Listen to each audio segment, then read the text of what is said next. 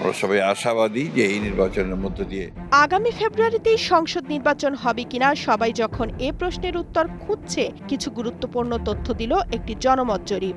অদূর ভবিষ্যতে নির্বাচন হলে বিএনপি, জামায়াত, এনসিপি সহ অন্যান্য দলগুলো কত শতাংশ ভোট পেতে পারে, জরিপটি তার একটি সংখ্যাগত আভাস দিয়েছে।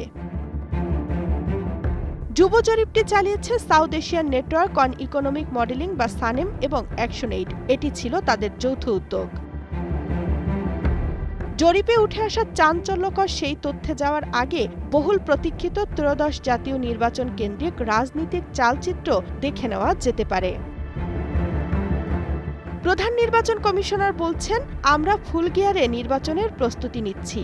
৫ মাস পর নির্বাচন ধরে নিয়ে প্রস্তুতি নিচ্ছে পুলিশ, এমন তথ্য জানিয়েছেন স্বরাষ্ট্র উপদেষ্টা। এদিকে রাজনৈতিক দলগুলোর প্রার্থী নির্ধারণ সহ নির্বাচনমুখী নানা তৎপরতা চালিয়ে যাচ্ছে। সংস্কার নিয়ে চলমান দীর্ঘ সংলাপটি সফলভাবে শেষ করার চেষ্টা করছে জাতীয় ঐক্যমত্য কমিশন। এমন এক সময়ে আসা জরিপের ফলাফল থেকে স্পষ্ট, ভোটাররাও দ্রুত নির্বাচন চাইছেন।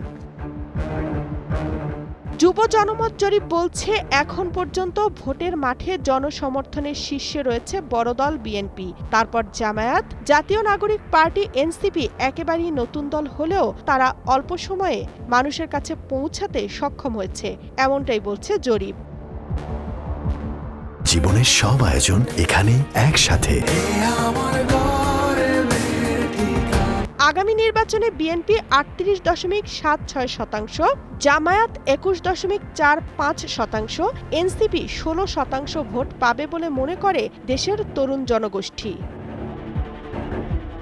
এর পাশাপাশি অন্যান্য ধর্মীয় দলগুলো পাবে ৪.৫৯% ভোট, জাতীয় পার্টি পাবে ৩.৭৭% এবং অন্যান্য দল পাবে ০.৫৭% ভোট। ৯৪% তরুণ আশাবাদী আগামী নির্বাচন অবাধ ও সুষ্ঠু হবে। ভিনি ভিডি ভিসি অর্থাৎ এসি বাজিমাত করা।